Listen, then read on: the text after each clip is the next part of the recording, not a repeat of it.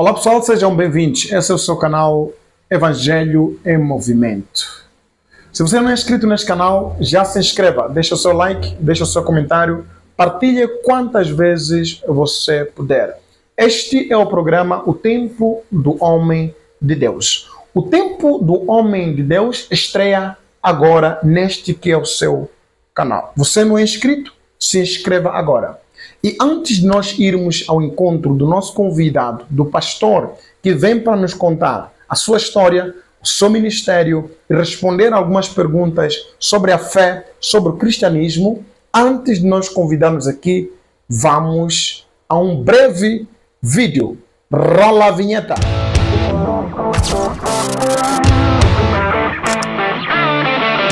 Estamos aqui com o pastor Jorge. Pastor Jorge, muito obrigado por aceitar o nosso convite. Este é o programa O Tempo do Homem de Deus. Pastor, queremos te dar este tempo para poder saudar os nossos amigos telespectadores que nos acompanham a partir deste canal.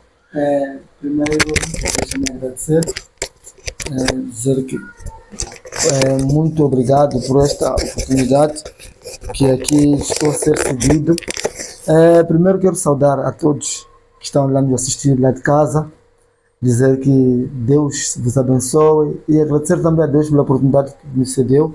É uma experiência que terei hoje diante daqui da televisão e quero agradecer por esta oportunidade, por esta confiança que cedeu a mim, diretamente eu. E sem mais delongas, estou grato mesmo, será uma honra e será um privilégio estar diretamente para podermos conversar assuntos que têm a ver com assuntos do momento, que é assuntos que têm a ver com o Evangelho e o ser cristão. Então eu quero agradecer por essa oportunidade e dizer muito obrigado. Muito bem. Olha, nós primeiro que agradecemos por aceitar o nosso convite, não é? Por ser um lugar primeiro humilde e primeiro nosso convidado, estamos honrados. Este é um sinal de humildade que acabas de mostrar a nossa pequena programação.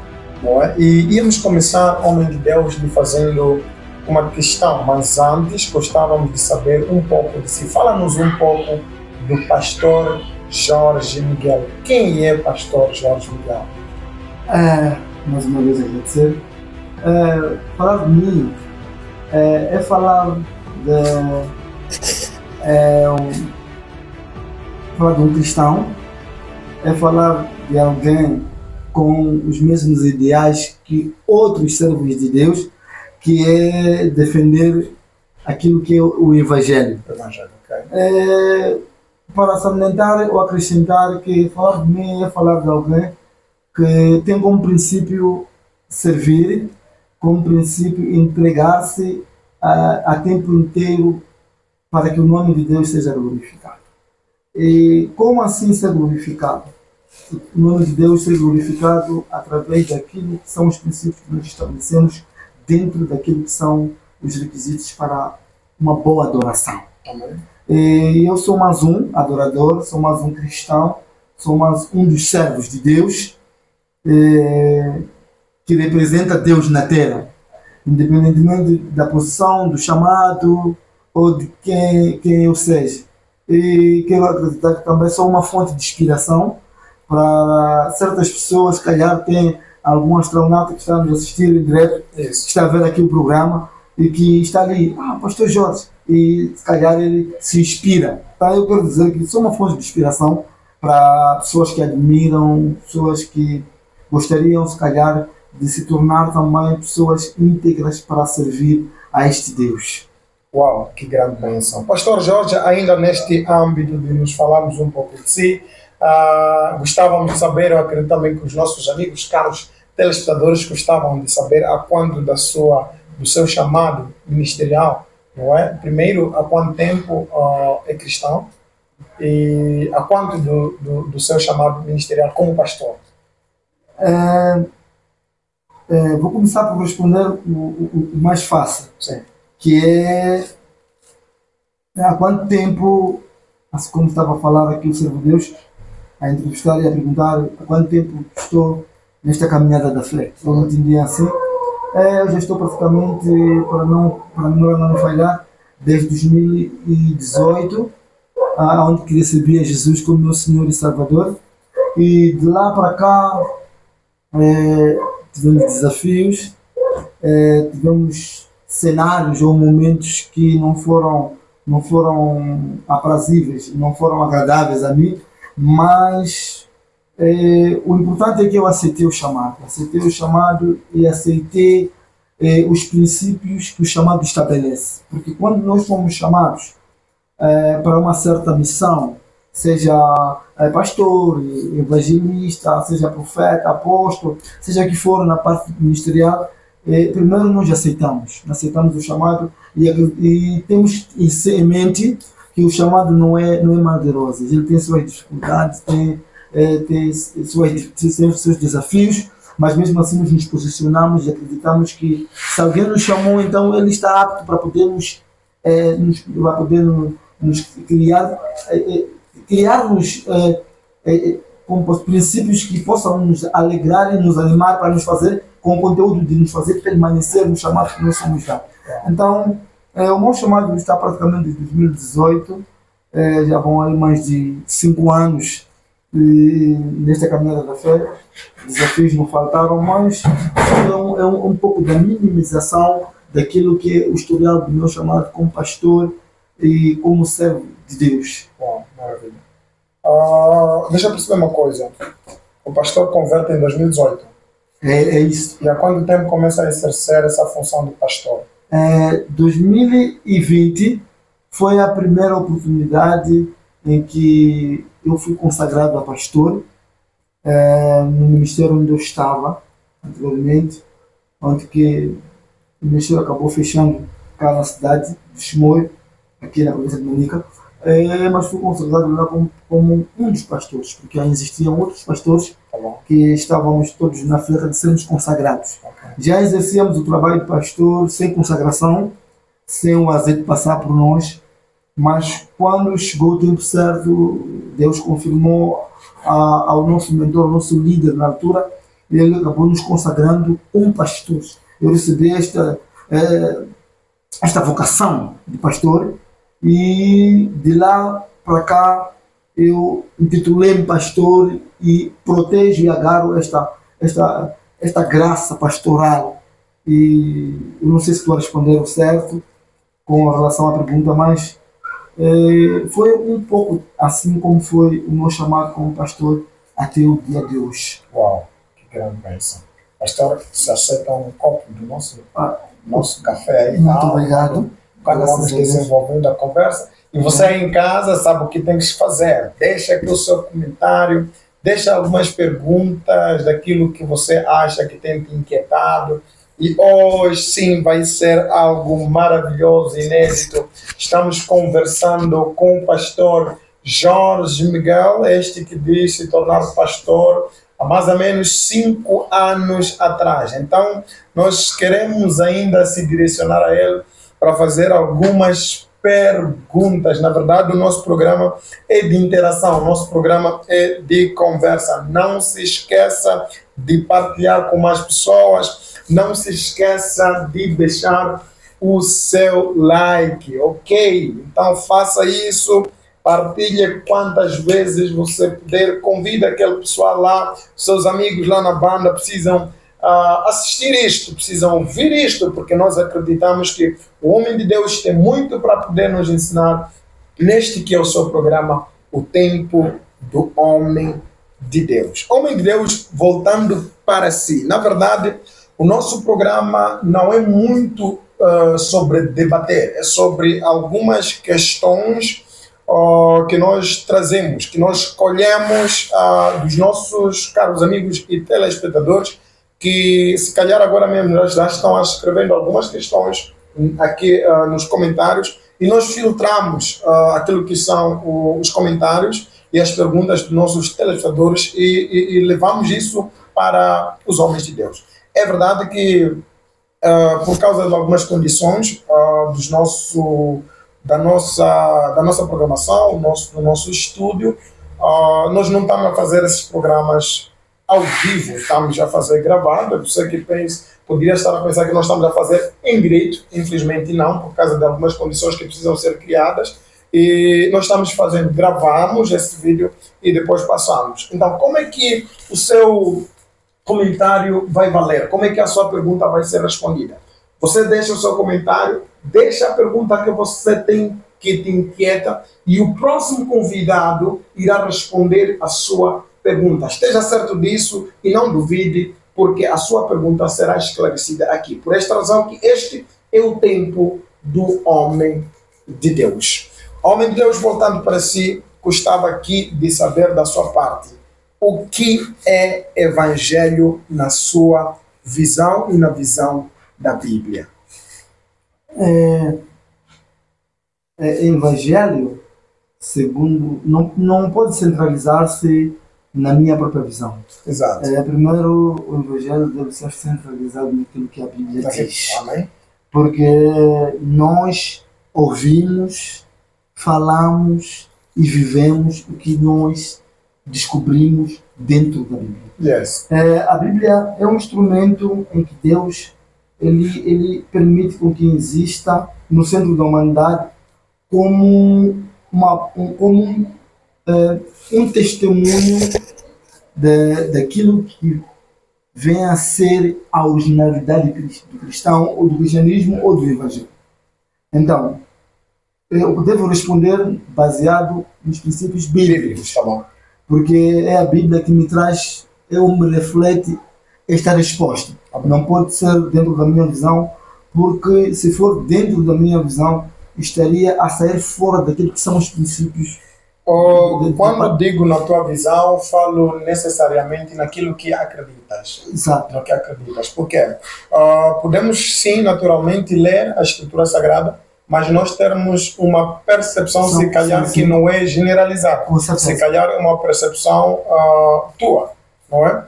É por esta razão, se formos fazer essa pergunta, 5, 4 pessoas, vamos escolher respostas diferenciadas, mas entretanto, se calhar podem apontar para a Bíblia, não é? Então, por esta razão que eu estava aqui colocando a pergunta, primeiro, naquilo que acreditas, segundo, na visão da Bíblia. Isso. Sim.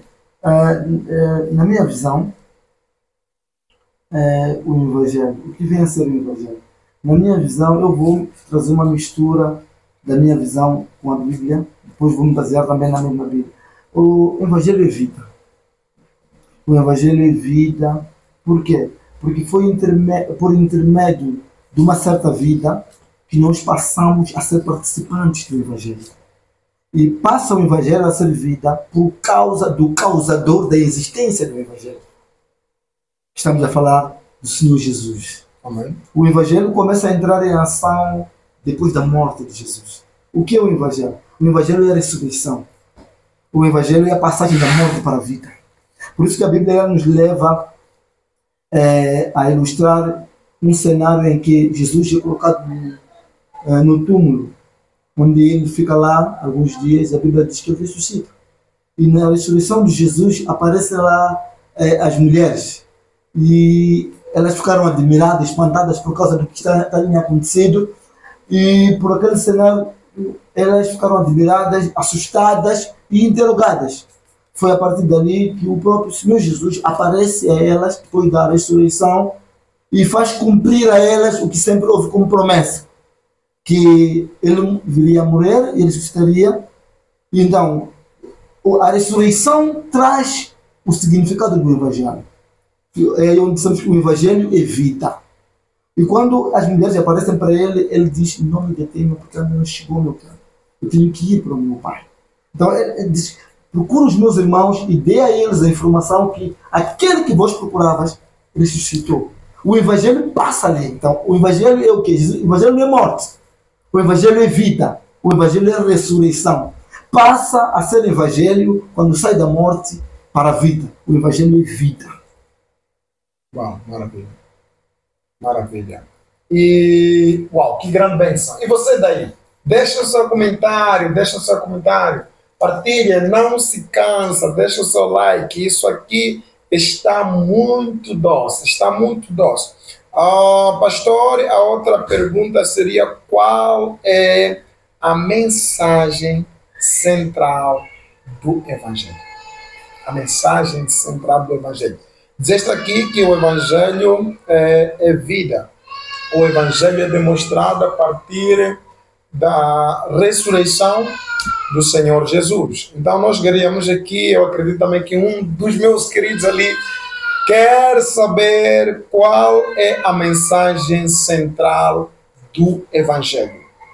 E se existem outros tipos de Evangelho, ou então se existe um ou dois ou três tipos de Evangelho. Mas primeiro era qual é a mensagem central do Evangelho. Por que isso? Eu vejo aqui a grande necessidade de nós sabermos qual é a mensagem realmente que fez com que Jesus Cristo viesse sobre a face da terra. Falaste aqui do nascimento, falaste aqui da vida, falaste aqui da morte, falaste da ressurreição do Senhor Jesus Cristo. Então, qual é a mensagem central do Evangelho? Eu disse que primeiro que o Evangelho é vida. E sendo o Evangelho vida, é a vida de alguém que deu significado ao Evangelho. Okay. E se é a vida de alguém que deu significado ao nome Evangelho, então o centro é esta pessoa, que é a causa da existência do Evangelho.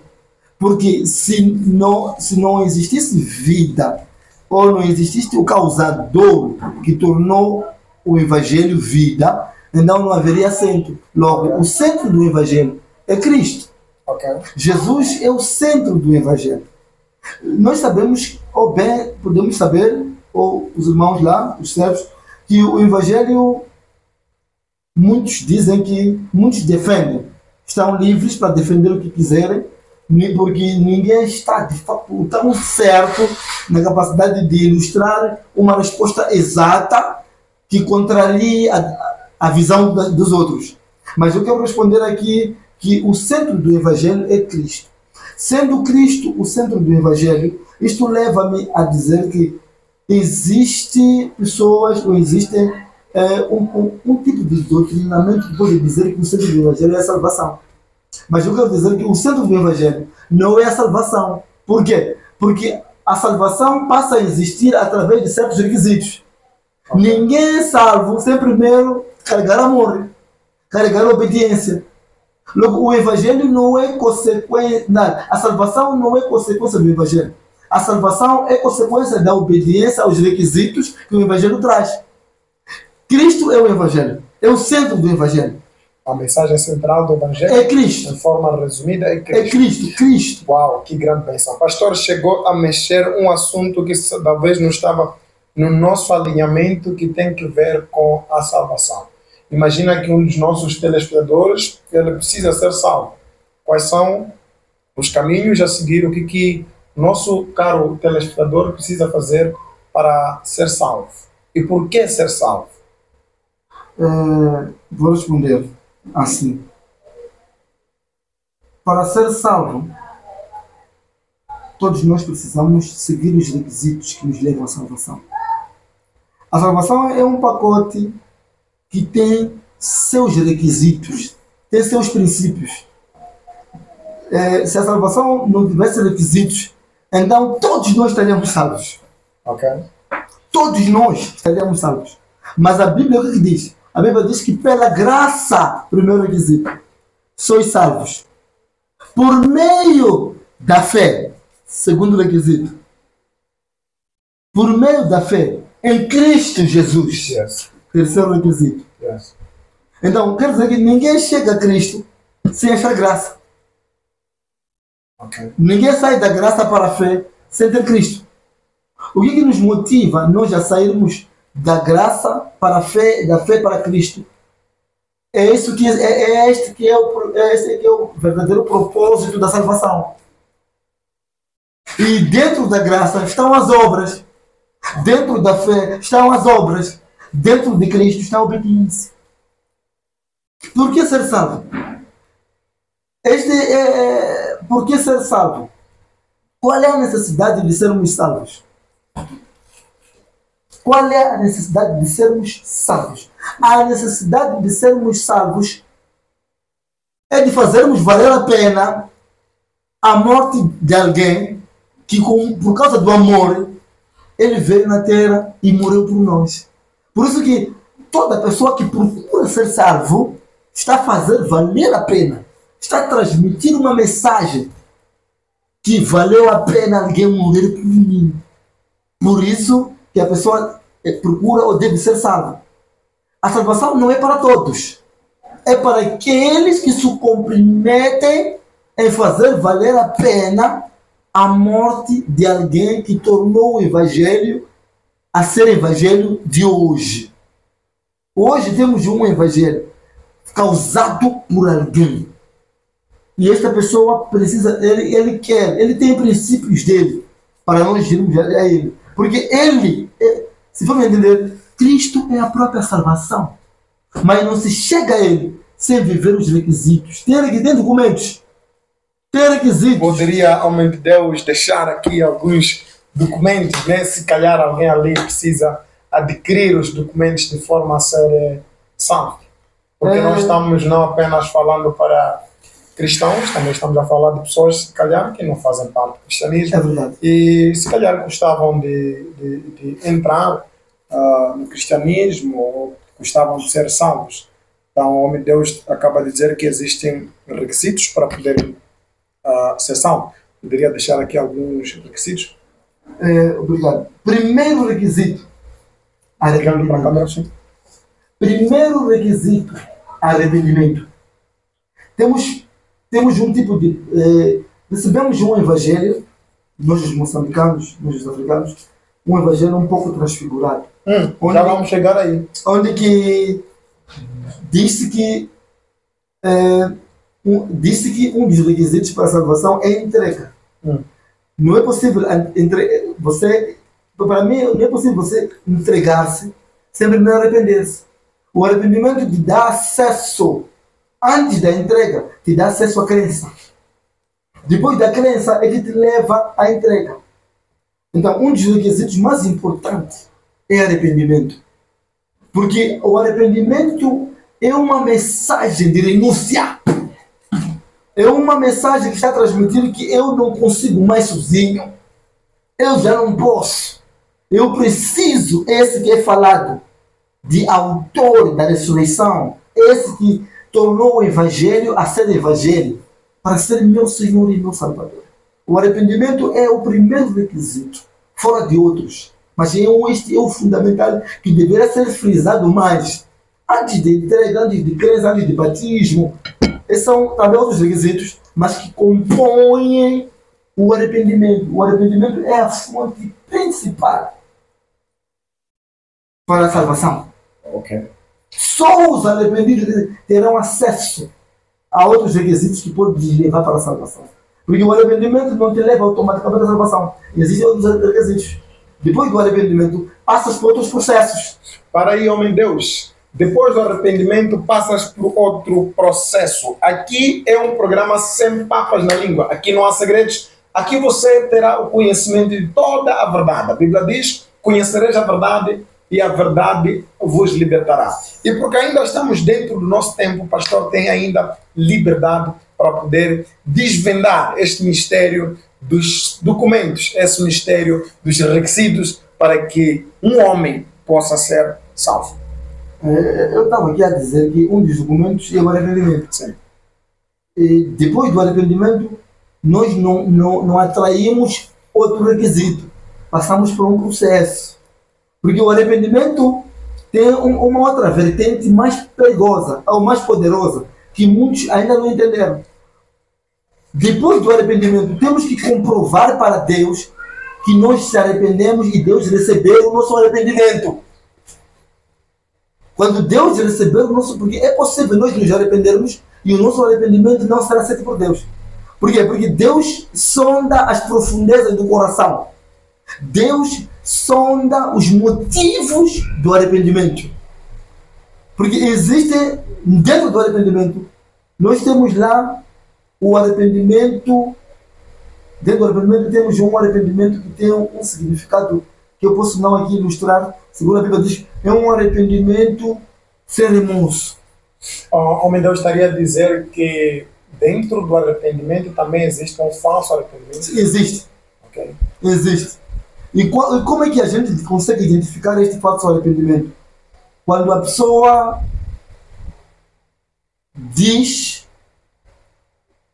ou fala do arrependimento e vive o contrário daquilo que são os requisitos do arrependimento. Porque o que é o arrependimento? Arrependimento é aceitar mudança. É aceitar deixar certos rudimentos do passado, certos costumes, hábitos e culturas. Está dentro do arrependimento. Arrependimento é um pacote muito grande. Que não é me arrependi e tudo já está. Precisa um processo tão grande, depois de arrepender, tem que comprovar o teu arrependimento. Tem que fazer valer a pena teu arrependimento. Tem que mostrar primeiro para você mesmo que está arrependido, depois tem que mostrar, é um processo, mostrar para ti, convencer a você de que eu estou mudado. Quando você se convence, você que estou mudado, então você vai lutar para convencer a Deus que eu estou mudado. Depois de convencer a Deus que está mudado, vai lutar para convencer as pessoas que estão inseridas na mesma sociedade que você está. Então o arrependimento é um processo. Uau. Não é feito automaticamente. Hoje deixei de fazer o Y e o X, já estou no reino de Deus, estou salvo. Existem pessoas que estão no reino de Deus, infiltrados, fingindo estar arrependidos, que no final das contas serão pescados dentro do reino de Deus para ir ao inferno. Dentro do próprio reino de Deus serão pescados, tirados para o inferno. Estão dentro do reino. O que eles fez com que eles entrassem dentro do reino? O que eles fez com que entrassem foi aquele falso arrependimento. Por quê? Uma coisa que Deus faz, Deus sempre dá-nos liberdade de nós escolher o que nós queremos. Se nós achamos que o arrependimento que está em nós é genuíno, por mais que não seja, Deus permite com que nós nos façamos ou pensemos que estamos no reino, enquanto não estamos no reino. Então, os que estão conosco, os que estão no reino, porque existem pessoas que estão no reino, mas eles vão viver perto de nós, para amanhã, quando nós sermos pescados do reino para o inferno, eles dizem que não, ele estava conosco, mas não era nosso. E se não era nosso, os frutos estão a ser descobertos hoje. Por isso que podemos estar muito centralizados nas igrejas, muitos espirituais, muitos orarmos, jejuarmos e andarmos, lermos Bíblia, fazermos tudo, subirmos montes. Mas nem todos vamos ter direito à salvação. Porque o arrependimento de cada um, de cada um tem seu próprio diagnóstico. Você não pode conseguir diagnosticar o arrependimento de alguém. Porque nós somos mais físicos, carnais, do que espirituais, para poder entender se a pessoa arrependeu ou não. Então o arrependimento é um processo. E por isso, há um cenário que disse que o arrependimento é todos os dias. Então, se é todos os dias, quando é que vamos alcançar o outro requisito, que é a entrega? Dentro do arrependimento tem renúncia. Dentro do arrependimento tem mudança, tem transformação, tem aceitar mudança e aceitar ser mudado. Há coisas que nós mudamos e há coisas que nós temos que aceitar ser mudados. Queridos irmãos, vocês estão no programa O Tempo do Homem de Deus. E para daqui a pouco nós terminamos, mas não sai daí, porque nós trazemos perguntas mais quentes que vão apimentar e vão completar o seu dia. Mas para um copo de água, vamos a um breve intervalo. Rola a vinheta que voltamos já.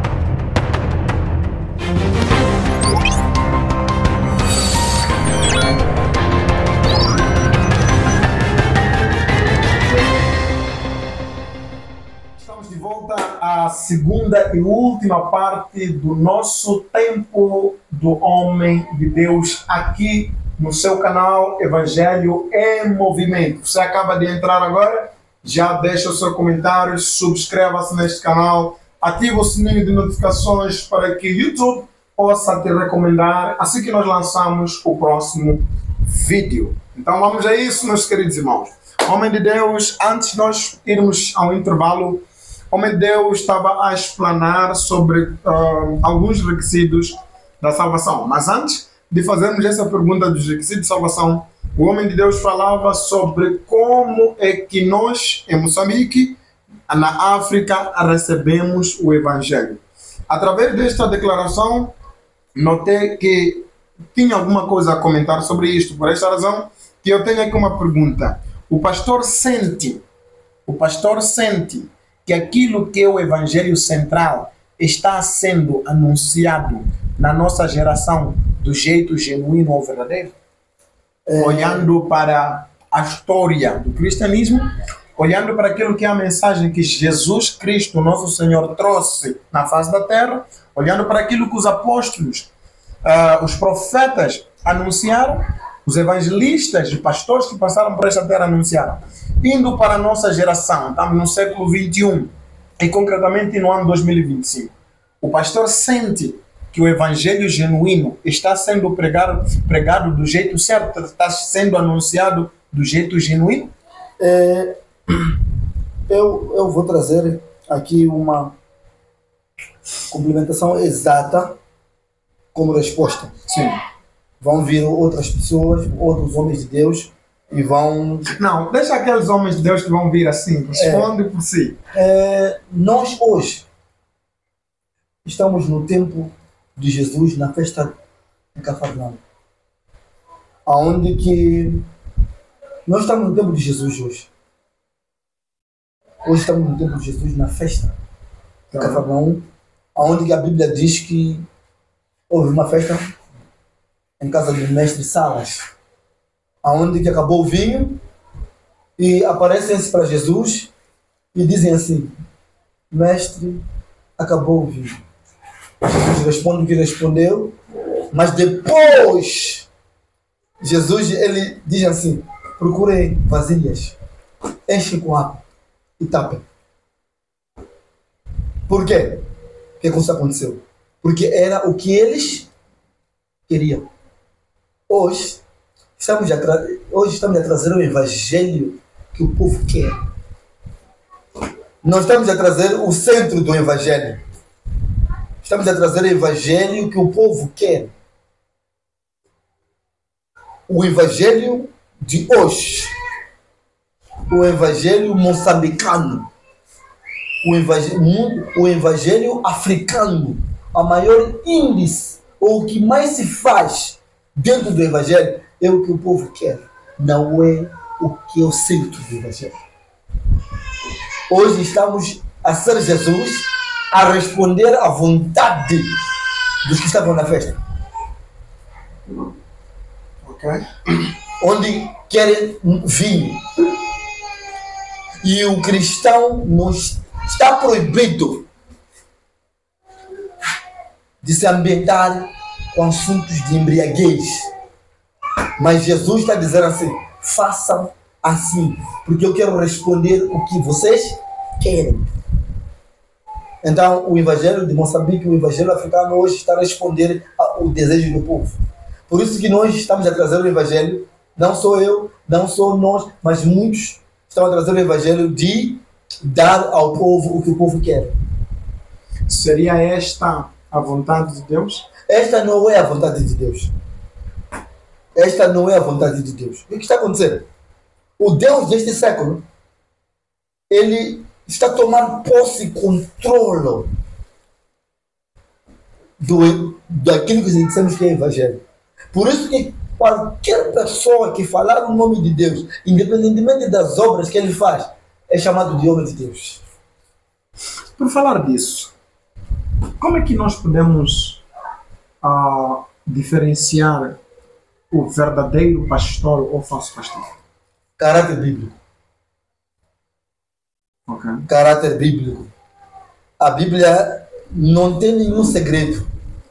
A Bíblia ela disse: pelos frutos conhecereis. Isso quer dizer o quê? Quer dizer pelo caráter e pelo comportamento. Nunca espere 4 erros para conhecer alguém. Não espere 4 falhas para conhecer o caráter de alguém. É na primeira falha que a pessoa está a revelar quem ela é.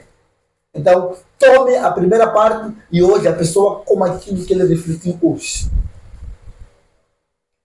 Uau, que grande bênção. Neste caso, o homem de Deus está a dizer que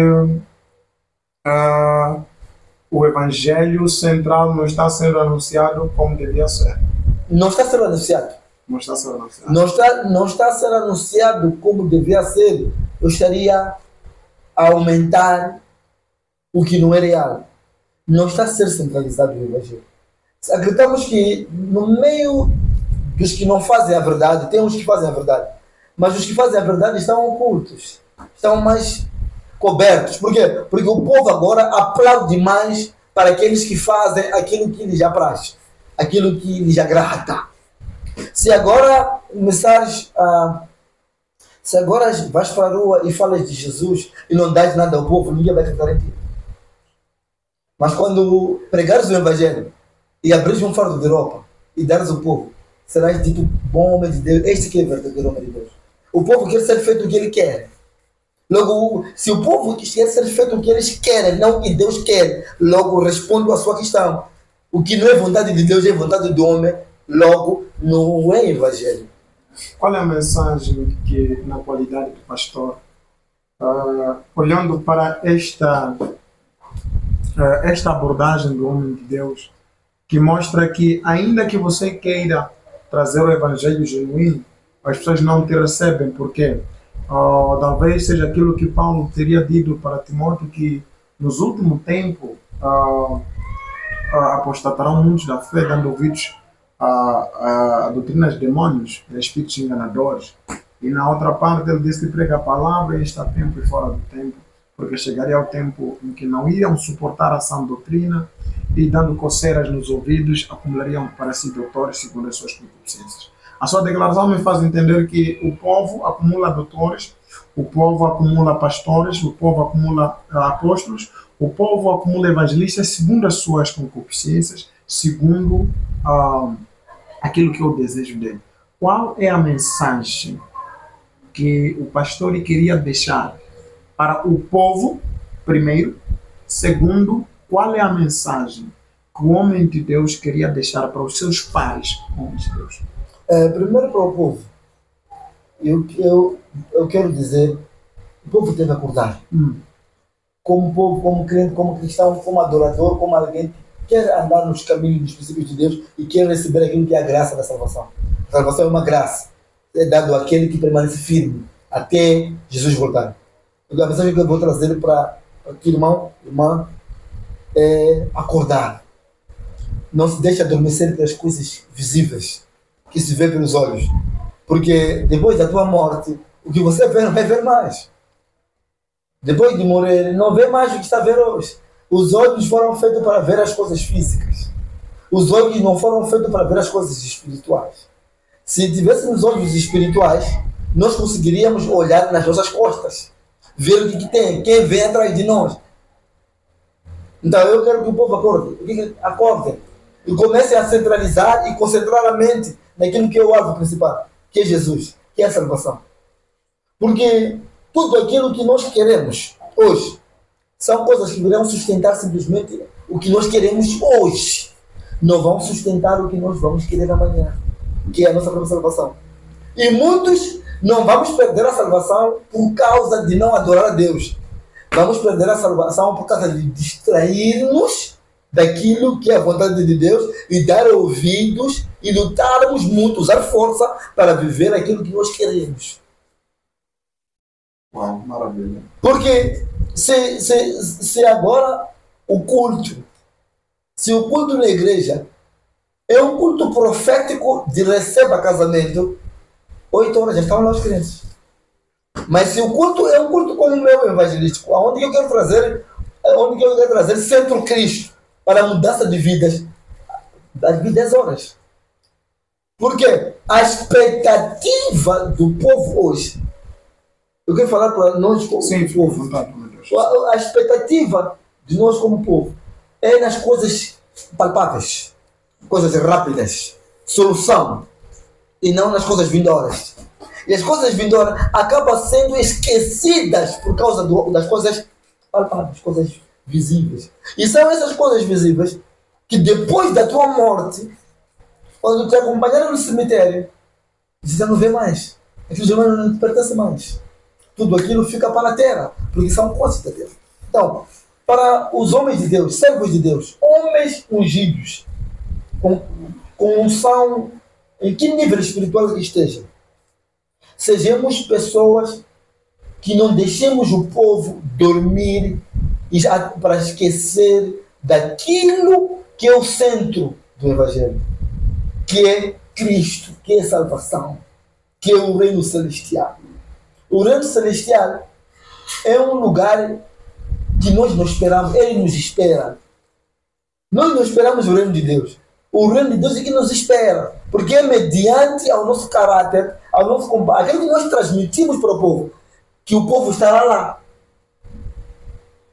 Então, o lugar está à espera de receber pessoas que viveram sendo ensinadas acerca de Cristo como centro do Evangelho e como salvação. Como eu disse no princípio, a terminar, que recebemos o Evangelho. Mas agora a nossa mente não pode estar na recepção.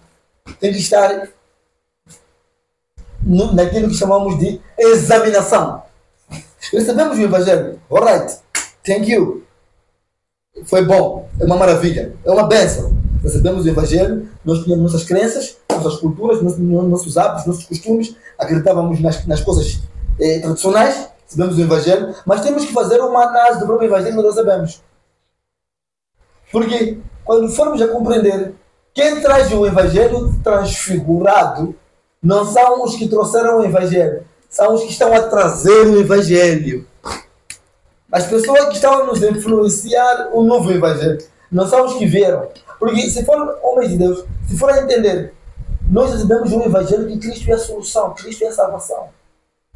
Um Evangelho em que Cristo é o centro. Nós recebemos um Evangelho em que quando morrermos, seremos julgados e seremos levados para o reino de Deus, se formos aprovados para vivermos permanente com Deus, aonde Ele estiver, aonde lágrimas não vão existir, dor e angústia não existirá mais. Mas veio um outro Evangelho. Qual é este Evangelho? É um Evangelho que traz preocupação do que estamos a viver no atual. Não tens mulher, tens que lutar para ter mulher. Não tens emprego, tens que lutar. Logo, os homens de Deus estão a trazer o povo para a solução palpável, para a solução material. Uau, que grande bênção. Escreve para nós através dos comentários, escreve para nós, entre em contato conosco, estamos disponíveis para poder atendê-lo. Os nossos números já vão passar aqui no seu rodapé. Também o nosso e-mail, você pode escrever para nós através do e-mail. Homem de Deus, só para terminar, na verdade nós temos aqui um monte de perguntas que ainda não fizemos, mas por questão do nosso tempo nós teremos que terminar o nosso programa e próximo programa vai ser super, super quente. Você quer saber qual é o papel da igreja na sociedade? Você quer saber? Tem certeza disso? E ainda tens dúvida? Não sabes qual é o papel da igreja na juventude? Qual é o papel da igreja na comunidade? Qual é o papel da igreja na nação? Então, no próximo encontro, nós traremos estas e outras perguntas para o nosso próximo convidado. Mas para terminar, homem de Deus, se você pudesse, apontaste aqui algumas dificuldades, apontaste aqui aquilo que é algum comportamento do povo, inclusive também o comportamento de alguns pares, seus homens de Deus. Se você pudesse mudar alguma coisa na igreja moderna, na igreja de hoje, qual seria esta coisa e por quê? Primeiro, mudaria a percepção mental das pessoas. Como que as pessoas olham para o Evangelho. Como que as pessoas meditam e lutam, e como vivem o Evangelho. Mudaria por quê? Porque as pessoas, ao longo do processo da vida, foram evangelizadas, foram trazidas a um evangelho materialista. E as pessoas acabaram contaminando-se naquilo, estão segurados lá. Por isso que vais notar a igreja hoje que enche mais é a igreja que promete, é a igreja que tem profecia, é a igreja que diz: estou a ver você é casado no próximo ano, ele a dizer: eu recebo. É isso que a pessoa quer. E como profeta de Deus, se não estares no culto, o culto não tem poder. O profeta não está. Hoje as coisas não vão animar. E as pessoas elas já estão mentalizadas na mente. Já foram colonizadas mentalmente um tipo de cenário evangélico. Um tipo de evangelho. Então, se fosse para eu fazê-lo diferente, Mudar, sim. Mudar, seria a primeira percepção, o jeito de pensar, o jeito de olhar para o evangelho, a visão. Porque como nós vemos as coisas, é como as coisas se manifestam em nós. Então, como nós olhamos para o evangelho? Pregar casamento, pregar prosperidade, pregar sucesso não é pecado. Mas temos que ter em consideração que não é prioridade, não é centro, não é contínuo, não é obrigar as pessoas a aderirem a esse tipo de evangelho. É obrigar as pessoas a terem Cristo como centro. E essas coisas virão. E quando elas forem a vir, não vão ter capacidade de apagar Cristo. Hoje, o Cristo é pequeno na vida das pessoas. O que é maior é a materialização das promessas. Vais olhar para os testemunhos nossos nas igrejas, quando o testemunho começa a decorrer, vais ver que o nome de Deus é colocado quando é para beneficiar a Deus. Agradeço a Deus porque já tenho isto e vou me sentar. O nome de Deus entrou uma vez, mas o nome das conquistas entrou muitas vezes. Ok. Então, por que eu mudaria? Eu mudaria porque não é o materialismo que é o centro do Evangelho. Como eu disse no princípio também, existem pessoas que não vão para o inferno por causa do pecado, mas será por causa da percepção, como eles receberam e fizeram funcionar o Evangelho. Como eles receberam o Evangelho e fizeram funcionar o próprio Evangelho. Nós devemos fazer funcionar o Evangelho do jeito correto, que é levar almas para Cristo. E como se leva almas para Cristo? É semear nas pessoas, nas almas, a esperança a Cristo, a expectativa a Cristo, para que o povo olhe em tudo que conquistar e não conquistar. Olhe para Cristo. Pastor, muito obrigado. Muito obrigado. Obrigado pelo seu tempo. Últimas considerações. Muito obrigado. Últimas considerações, um conselho, uma palavra amiga. Quero aqui pedir perdão se falei algo fora do normal para o irmão ou a irmã. Só queria simplesmente trazer aquilo que eu sempre, fazer-lhe lembrar que Cristo é o centro. Isso. Abrir a mente e fazer acreditar que Cristo é o centro. O materialismo é real, ele acontece, está conosco, mas o Cristo pode não estar conosco. É o mais perigoso. O materialismo é nós, Cristo não é nós. É perigoso, porque o materialismo ele está num reino, mas Cristo está em dois reinos: o reino da terra e o reino celestial. Uau. A Bíblia diz: estarei convosco até a consumação do céu. Então eu vou agradecer por essa oportunidade que me deram, esta confiança que terem me chamado até aqui. Eu digo muito animado, muito obrigado mesmo. Muito obrigado a Deus. Agradeço. Deus abençoe. Muito obrigado. Meus queridos irmãos, assim termina o nosso programa, O Tempo do Homem de Deus. Lembre-se que todas as quintas-feiras, às 20h30, nós entramos na sua casa sem pedir licença para falarmos de verdades do Evangelho. Eu sou irmão Steven. É um prazer estar aqui sabendo que você está aí deste lado. Que Deus abençoe a sua noite, que Deus abençoe a sua vida, que Deus abençoe a sua família, que Deus abençoe o seu trabalho, em nome e no sangue do Senhor Jesus. Um forte abraço.